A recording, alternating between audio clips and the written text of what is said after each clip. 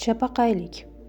Bu psixikaning buzilishi emas, balki miya tuzilishi va funksional tashkillashtirishining o'ziga xos varianti.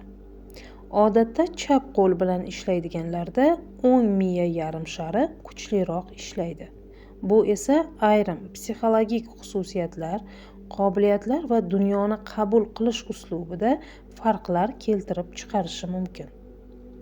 Miya faoliyati boshqacha ishlaydi. Odamlarning 90% o'ng qo'lli. Shu sabab miya yarim sharlaridagi vazifalar ham ularga mos shakllangan bo'ladi. Chapaqaylarda esa funksiyasi bir muncha aralashgan yoki teskari bo'ladi. O'ng qo'llilarda chap yarim shar kuchli ishlaydi, mantiq, analiz ustun, tizimli fikrlashadi.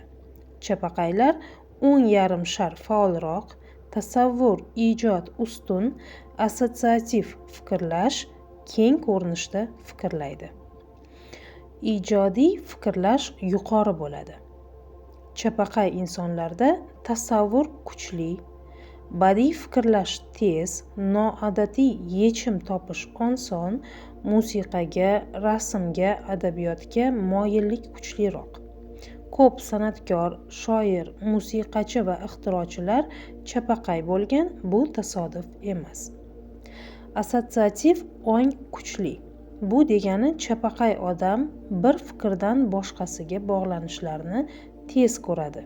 Masalan, bir predmetni ko'rib, voqeani eslaydi. Rangdan tuyg'uni, so'zdan tasvirni yaratadi. Bu xotira turidir va ijodda katta afzallik. Hissiy sezgirlik kuchli bo'lishi mumkin. Chapaqaylar ko'pincha hislarni chuqurroq qabul qiladi, atrofdagi energiyani sezadi, empatiyasi kuchli, nozik tebranishlarga sezgir. Shu sabab ba'zan ular tez charchab qolishi ham mumkin, chunki ko'proq ma'lumot sezgi orqali kiradi. Miya moslashishida murakkabliklar bo'lishi mumkin. Jamiyat asosan o'ng qo'llilar uchun qurilgan. Shu sabab ayrim chapaqaylar o'qishda yoki yozishda tez chalg'iydi, teskari tomondan yozishga moyil, o'qishni bir oz boshqacha uslubda o'zlashtiradi, diqqat bo'linishi kuchli. Bu kamchilik emas, faqat miya axborotni boshqacha yo'l bilan tashkil qiladi. Dunyoni qabul qilish uslubi o'ziga xos.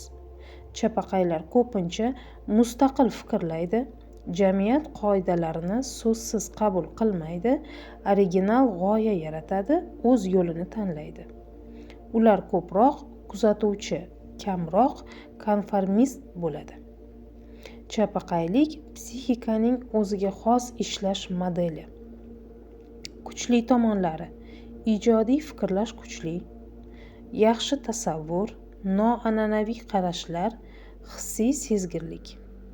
Qiyinchiliklar bo'lishi mumkin, tizimli ishda qiynalishi mumkin, diqqat bo'linishi tez, ijtimoiy moslashuvda bosimni his qiladi, stressga tezroq berilishi mumkin. Bu kamchilik emas, boshqacha kuch, noyoblik.